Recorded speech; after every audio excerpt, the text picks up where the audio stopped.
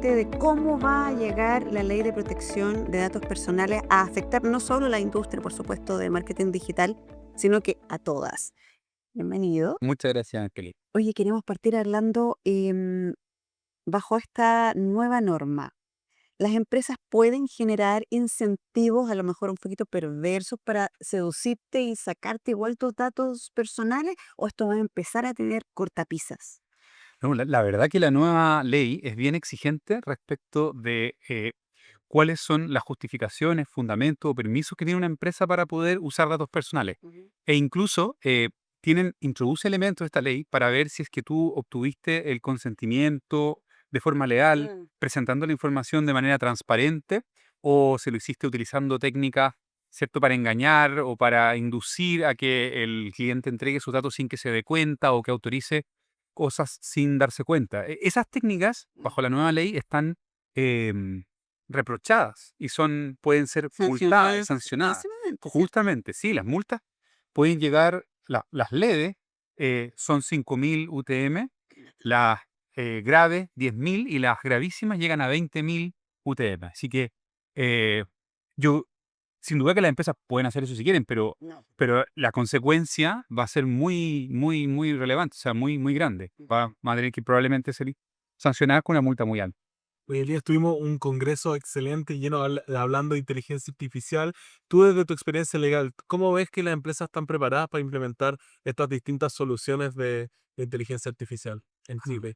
Bueno, eso es una gran pregunta. Yo diría que el tema de la inteligencia artificial todavía en materia regulatoria es muy incipiente y está por verse qué camino va a tomar la regulación. Yo para darle alguna introducción les puedo dar algunas ideas que hoy día podríamos ver que hay casi, se han ido dando dos posturas. Una postura más bien permisiva, de decir hay que dejar que la inteligencia artificial evolucione, no nos metamos tanto en regular o prohibir.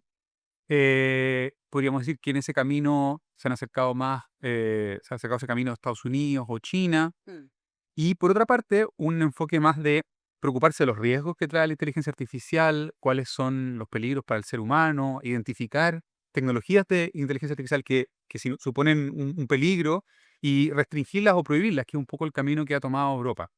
Es un debate que está abierto y yo no me atrevo a inclinarme por decir cuál de los dos va a prevalecer, porque cada uno tiene Mm. sus pros y contras. Hay Sí. quienes dicen que Europa se ha ido quedando un poco atrás en cuanto a la evolución de la inteligencia artificial, en parte por esas regulaciones, pero también hay quienes dicen que ese enfoque, el europeo, es el correcto y el adecuado, porque hay que poner primero al ciudadano por encima del avance tecnológico y que es mejor anticiparse a los riesgos que tener que enfrentarnos después con las consecuencias de El algo que no espíritu de esta previmos. norma, al parecer, es así, que el ciudadano, el individuo, vuelve a tener el control de sus datos personales.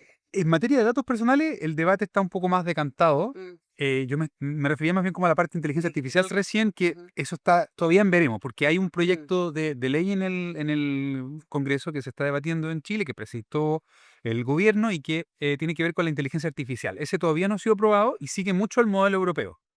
Pero todavía no se ha aprobado esa ley. En cambio, la de datos personales sí se aprobó. Se aprobó en diciembre del año pasado y ahí sí que sí el debate está más inclinado y zanjado hacia un enfoque protector del ciudadano. Ujú.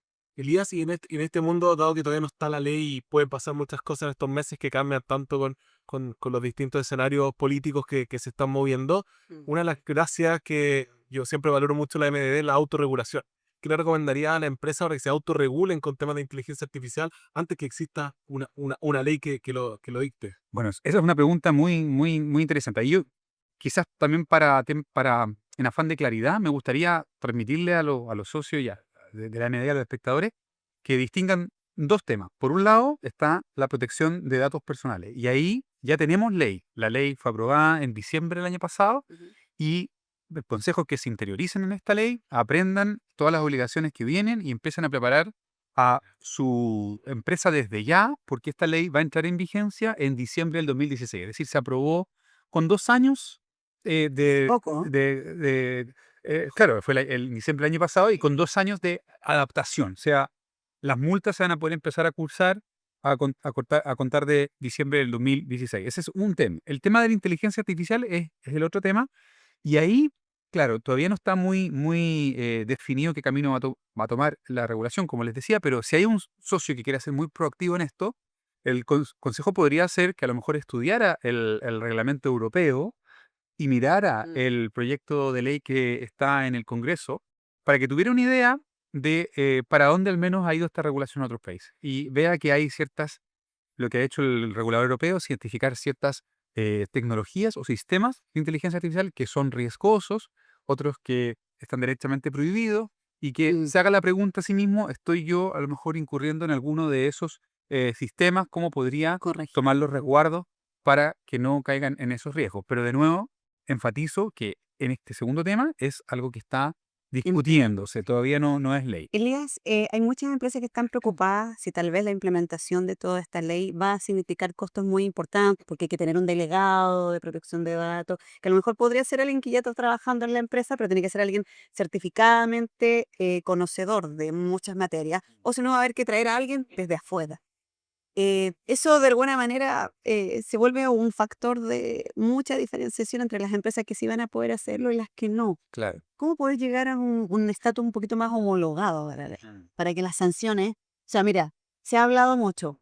Por ejemplo, hay alguien que dice que a una pyme le podrías decir, no me pague la multa, pero va a quedar inscrito en un listado de empresas infractoras. Y eso es demoledor para la reputación de cualquier empresa, pero no tengo cómo pagar. Entonces, hay un montón de cosas que tienen que ver con la implementación que se vuelven un poco onerosas. ¿Qué han podido ustedes ver Sí. desde... Bueno, son preguntas muy interesantes y vamos a ver, vamos a ordenar las ideas. Lo primero es que lo que tú mencionas de la posibilidad de no pagar, eso es un beneficio que se estableció en la ley que va a durar un año, si no me equivoco, desde, ¿cierto? La entrada en vigencia para que las empresas... A ver, ¿se puede hacer Sí, dale. una pausa? Sí, vamos Sí. a hacer una pausa. Sí, Sí, dale. Vamos, esa pregunta es Sí. difícil. Está ¿Cómo por va el acá. tiempo? Sí, eso es. Se ha hablado mucho de eso, de pucha, yo no tengo con qué pagar, voy a quedar en un listado, voy a quedar manchado, por así decirlo, de cara al cliente. Sí, lo que pasa es que eso Si quieres, no hablamos de eso. no, hacemos eso. No Es es. súper interesante, pero quiero decir que funciona un poquito distinto. Funciona un poquito distinto. Dice, durante los primeros 12 meses luego de la entrada en vigencia de esta ley, en los casos de proceder alguna sanción para la empresa... Mm, ya, listo. Ahí está, lo tengo. Seguimos sobre lo mismo, ¿sí? Sí, sigamos sobre lo mismo. Dale. Ya.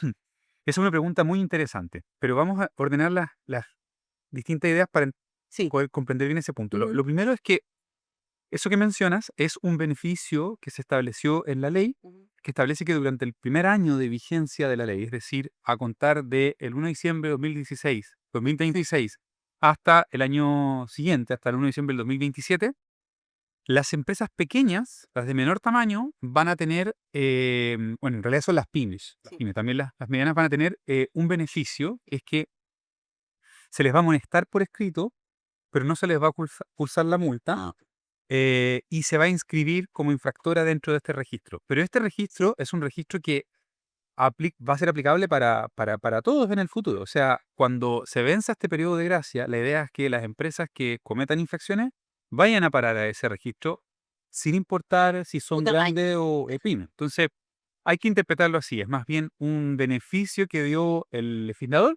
durante el primer año para que las empresas pudieran tener advertencias sin tener que pagar. Pero la idea es que transcurrido ese primer año de vigencia, o sea, cuando ya estemos en el 1 de diciembre del 2027, las pymes también Están al... tengan que pagar. Mm. También tengan que pagar. Ah, ¿Ya? O sea, solo es un beneficio temporal. ok. Entiendo. Sí. Oye, para ir terminando, que tenemos un largo día, hemos tenido este congreso, ¿algún consejo final que le daría a las empresas, por ejemplo, para cuidar la entrega de datos sensibles de sus clientes, de la misma empresa, en estas distintas herramientas que hoy en día lo estamos usando muchos usuarios y no sabemos que incluso la están usando? Bueno, ese es también una gran pregunta. Yo creo que hay que abordarla de muchos enfoques. El legal es importante, pero también contar con especialistas en ciberseguridad que puedan implementar mecanismos de cifrado, establecer, por ejemplo, una jerarquía de permisos, decir solamente estas 3, 4 personas Pues, la empresa pueden acceder a estos datos y no todo el mundo, y tienen que hacerlo con, por ejemplo, protocolos de doble autenticación, o sea, que no solamente sea una clave, sino que requiera un segundo factor, además que lo envíen solamente a personas que tengan a través de canales, por ejemplo, que estén cifrados, con ese tipo de cosas. Pero yo incluso me gustaría hacer un consejo un poquito más atrás de qué es lo que creo que las empresas debieran empezar a preguntarse hoy día. Debieran hacerse la pregunta de, primero, ¿qué datos personales tengo? Eso es lo más básico, de hacer un mapeo interno para poder identificar qué información personal estoy tratando. ujú, Luego, tienen que hacerse la pregunta de decir cómo la estoy obteniendo, ¿ya? ¿De dónde estoy sacando esos datos? y si está actualizado los precios, el consentimiento.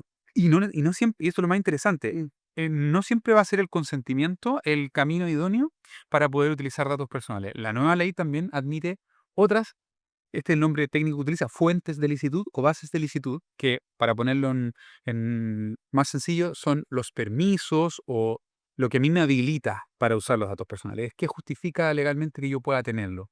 Da más herramientas. Entonces la pregunta más amplia, más que solo del consentimiento, es, ok, tengo estos datos, ¿de dónde los obtengo? ¿Para qué los estoy utilizando? ¿Y cuál es el fundamento que me permite a mí tenerlos? Puede ser consentimiento, puede ser también que yo los necesito para ejecutar un contrato, puede ser que la ley me autoriza a tratarlo. Eso es una pregunta que hay que hacerse internamente. Además, yo le sumaría identificar a quiénes se los estoy compartiendo, para qué propósito se los estoy compartiendo y cómo los estoy protegiendo. ¿Cuáles son las medidas internas que tengo para... Y esas medidas no solamente son técnicas, no solamente son contraseñas o la autenticación, también pueden ser contratos, por ejemplo. Yo tengo cláusulas de confidencialidad o no Sí, con mis proveedores, con mis empleados, y administrativa, o sea, establecer una jerarquía de permisos, de accesos, etc. una cultura al Una final. cultura empresarial, justamente. Ujú. Buenísimo. Elías, muchas gracias por organizar, Nada, muchas por el gracias. gran aporte que tiene toda tu organización Sí. en la MDB, y muchas gracias por acompañarnos en esta entrevista del podcast. Un regalo de Gracias a parte ustedes. de Zebra Muchas y gracias. nuestro de agencia. Gracias, Ángel. Que estén Te bien. pasaste. Muchas Sí, gracias. Gusto. muchas gracias a los dos. Se pasaron.